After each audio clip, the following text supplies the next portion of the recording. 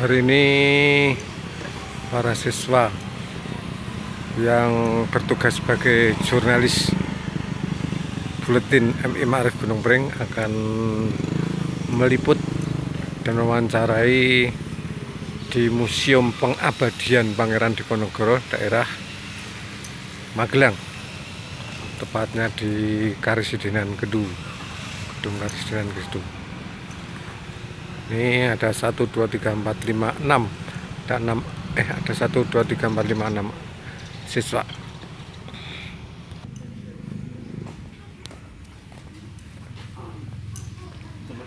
Oh iya, nuwun nggih Pak. Ini suasana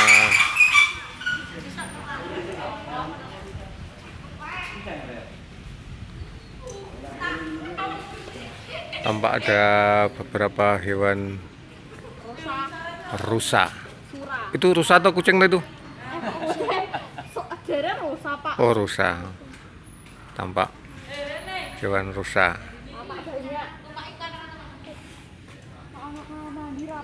Ada lah. Waduh. Nah, ini adalah Gedung Karesidenan Kedu. Nah, disinilah tempat penangkapan Pangeran Diponegoro yang sekaligus menjadi akhir dari Perang Jawa, yaitu pada tahun 1830. Nanti anak-anak akan mengorek-korek tentang hal tersebut. Pak, nunggu 1,5 jam lagi ya Pak? Ngece.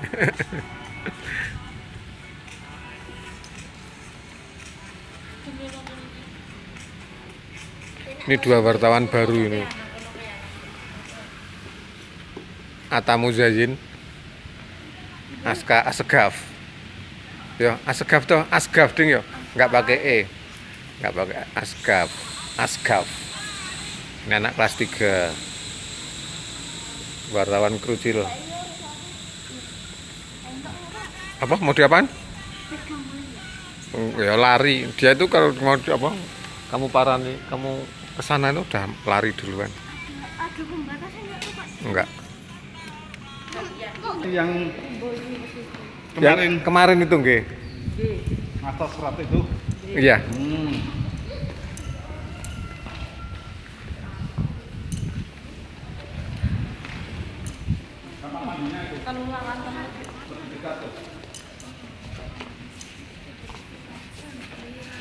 Ada 2.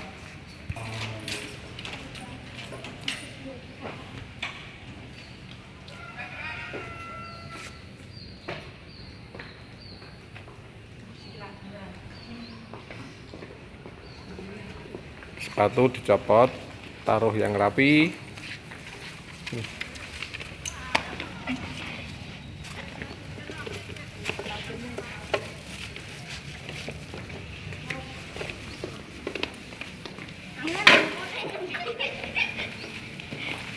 Lihat-lihat dulu ya, nanti terus baru kita bagi wawancaranya. Nanti kelas 3 tugasnya mencatat benda-benda di situ apa aja.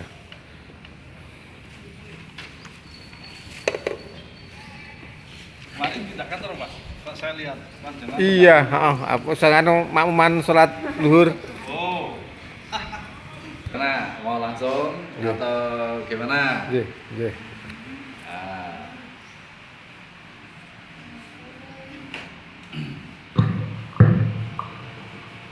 udah? Sudah masuk semuanya? Sudah cuma 6 siswa. Nah, Nggih. ya.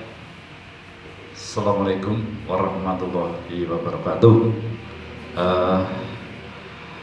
Selamat pagi. Sampai di sini diberi keselamatan, diberi keberkahan, diberi keselamatan tentang kunjungan ke Museum Diponegoro dari MI apa Pak? MI Ma'arif Gunung Pring. MI Ma'arif Gunung Pring Terima kasih yang terhormat kepada Bapak Dedi dan Bapak lainnya, dan saya muliakan dan saya banggakan murid yang solehah. Terima kasih Bapak Dedi sudah berkunjung ke Museum Diponegoro. Saya akan menyampaikan sejarah Kanjeng Pangeran Diponegoro. Tapi sebelum saya menyampaikan tentang sejarah Pangeran Diponegoro, saya akan memperkenalkan lokasi ini dulu. Pertama adalah gedung ini adalah gedung rumah dinas Gubernur Belanda. Ini adalah bangunan tahun 1810. Terus dari itu bangunannya, pilarnya besar-besar seperti itu, Mas. Ya, besar-besar. Itu tahun 1810. Setelah itu tahun 1900 ada goncangan gempa bumi, maka tiang-tiang itu rusak. Yang asli masih di pintu gerbang di sana. Itu yang pintu gerbang itu yang masih aslinya.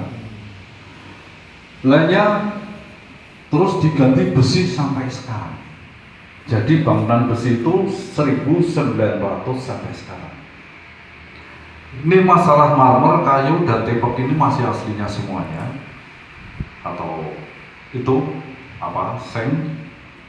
Lainnya paving itu sudah renovasi. Dulu tanah liat ada batunya kecil-kecil.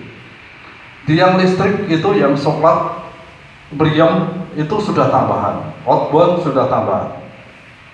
Yang masih asli gazebo gardu pandang 2 tempat, di sebelah utara dan sebelah selatan. Di sana lebih tinggi, di sana dekat UGM. Itu ada 2 dekat UGM, bisa melihat Sungai Progo, bisa melihat desa dari ujung utara sampai selatan, bisa melihat pulau tempat pertamanya Kanjeng Pangeran Diponegoro. Dari gardu pandang itu bisa lihat nanti. Nah itu. Lainnya gedung itu yang rusak di ujung selatan sana itu gedung UGM cabang Yogyakarta. Dibangun tahun 1960. Ya, mendekat aja. Enggak mau sini mendekat. Oh, lebih bagus, lebih mendekat ya. Ya, lebih erat gitu loh. Santai saja. Di sini tidak sama takut-takut. Mau foto pun boleh. Nah, tapi jangan megang gitu.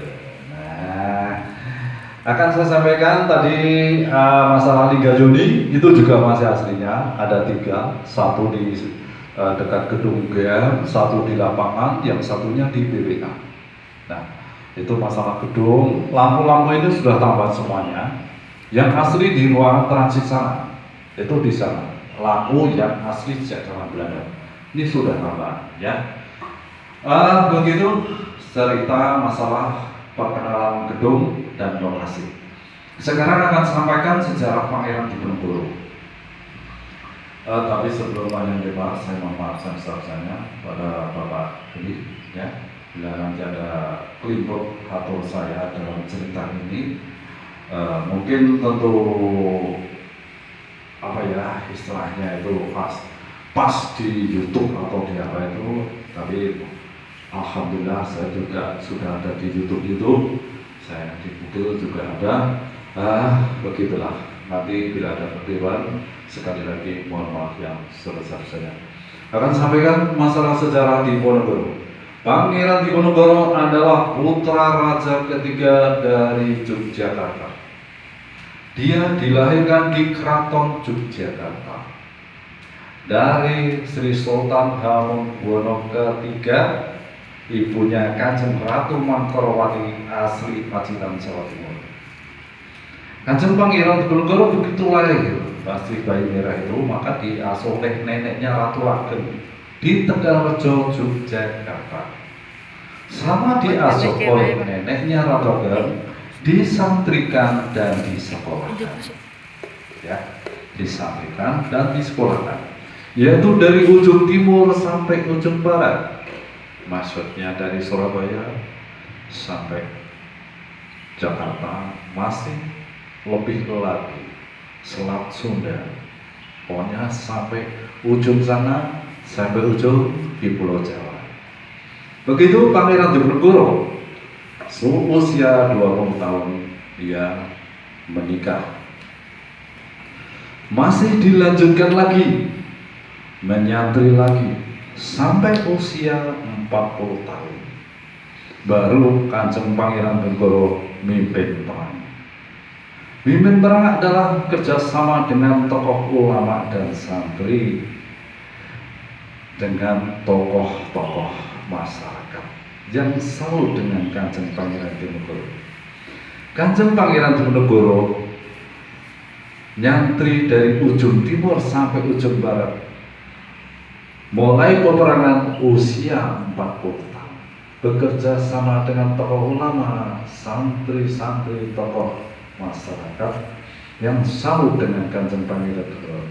Di peperangan karena Pangeran Diponegoro selama kehidupannya di kampung, tidak di keraton, jadi tahu persis keadaan bagaimana rakyat kecil. Maka Kanjeng Pangeran Diponegoro terharu melihat merasa rakyat kecil yang sangat terpukul dan tersiksa. Karena ada yang dikerjakan tidak digaji, tidak dikasih makan, meninggal seperti biasa, seperti ayam. Maka sudah itu dimakan begitu aja. Maka Kanjeng Pangeran Diponegoro bagaimana bisa memakmurkan rakyat kecil? Bisa dengan tenang, maka bergerak dengan tokoh ulama menghalau orang asing.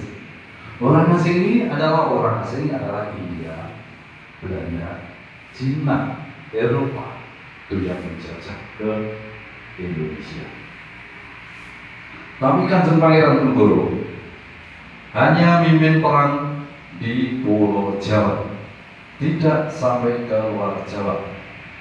Ya, itu aja. Kanjeng Pangeran Diponegoro senjatanya hanya cukup keris, tombak pring, katapel, lintang itu loh. Ya, lintang seperti itu loh, yang kasih kerikil, pentil, pakai kayu cawang itu namanya lintang. Kalau ini di bahasanya katapel. Itu hanya pakai itu. Sudah itu lainnya pakai pikiran. Bagaimana bisa merebut senjata-senjata tembak? Maka dibikin lubang-lubang. Lubang akhirnya bisa mengalahkan lebih dari 7.000 pasukan Belanda. Itu belum uangnya lebih dari 25 miliar. Lebih banyak itu. Maka orang asing ini sangat kesulitan untuk melawan Kanjeng Pangeran Diponegoro. Maka jalan satu-satunya Kanjeng Pangeran Diponegoro diajak berunding di sini. Maka dari Yogyakarta, Kanjeng Pangeran Diponegoro dikawal 100 pasukan dan anak istrinya menuju Magelang naik kuda. Sampai di pintu gerbang sana boleh masuk tapi nggak boleh bawa senjata.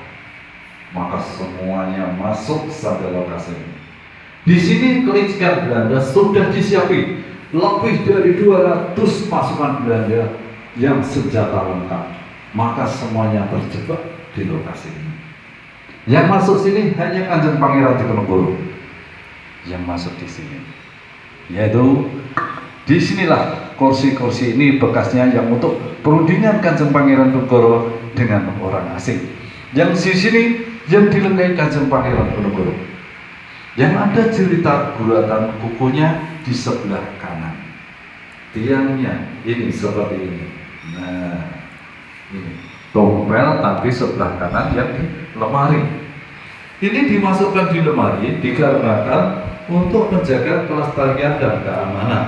Dulu ini utuh karena di luar banyak yang ngambil sedikit demi sedikit, maka rusak. Terus dimasukkan lemari supaya aman.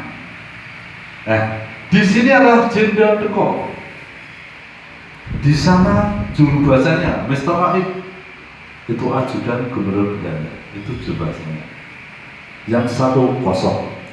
Jadi 4 kursi ini dulu bekasnya untuk perundingan Kanjeng Pangeran Diponegoro dengan orang asing. Belum panjang lebar menyampaikan sejarah menyampaikan apa yang dimaukan Kanjeng Pangeran Diponegoro sudah tangkap duluan. Maka terus dibawa ke Pengasingan, yaitu menuju alun-alun Magelang, Ungaran, Semarang, Jakarta. Jadi dari sini sampai alun-alun itu naik kereta kuda seperti itu. Sudah disiapkan. Sudah sampai di alun-alun, ganti mobil menuju Ungaran, Semarang, Jakarta. Seketika itu juga. Sesudah sampai Jakarta juga menuju ke luar Jawa. Bahkan cara orang asing menahan Kanjeng Pangeran Diponegoro itu berpindah-pindah, tidak hanya menetap satu tempat. Sampai terakhirnya di ujung Padang Makassar, itu markasnya Hasanuddin yang sudah dikalahkan orang asing, yaitu dari Belanda. Maka untuk domisili Belanda dan untuk menahan Kanjeng Pangeran Diponegoro sampai usia 70 tahun. Dalam pengasingan Kanjeng Pangeran Diponegoro dari Magelang sini sampai ujung Padang Makassar 25 tahun. Nah, sampai usia 25 tahun sampai jangkanya 25 tahun Kanjeng Pangeran Diponegoro sudah usia 70 tahun. Maka digesahkan yang kuasa sedo. Maka sama yang ikut dari sini sampai ujung Padang Makassar hanya istrinya Ratna Ningsih yang sangat setia. Maka sudah itu begitu sedo, maka terus dirawat oleh istrinya dan dimakamkan di ujung Padang Makassar. Itu cerita-cerita lahirnya sampai tiada. Sekarang saya akan cerita sejarah-sejarah yang ada di museum ini, yaitu ada berupa jubah, lukisan, kitab, tempat sholat, tempat minum. Yaitu dari awal sini jubah ini yang untuk dibawa perang dan untuk perundingan. Kanjeng Pangeran Diponegoro dekat aja nggak apa-apa, santai ya, santai mendekat. Nah, jubah ini terbuat dari kesantum, berasal dari Tiongkok, Cina, tingginya 170, lebarnya 120.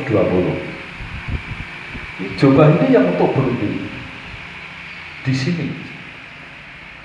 Sudah mau dibawa ke pengasingan, maka jubah ini dikasihkan Raden Mas Jonet yang ikut dampingi dari Yogyakarta sampai di Magelang. Maka dikasihkan Raden Mas Jonet, maka terus dibawa ke Jogja sebagai sejarah museum, dibawa ke sini lagi. Inilah jubahnya Kanjeng Pangeran Diponegoro. Ini Kanjeng Pangeran Diponegoro waktu usia 35 tahun. Ini yang melukis Mr. Junet dari Belanda. Ini. Kalau yang sana lukisan Hendro Jasmoro itu menerangkan Kanjeng Pangeran Diponegoro sedang naik kudanya Kiai Gentayu.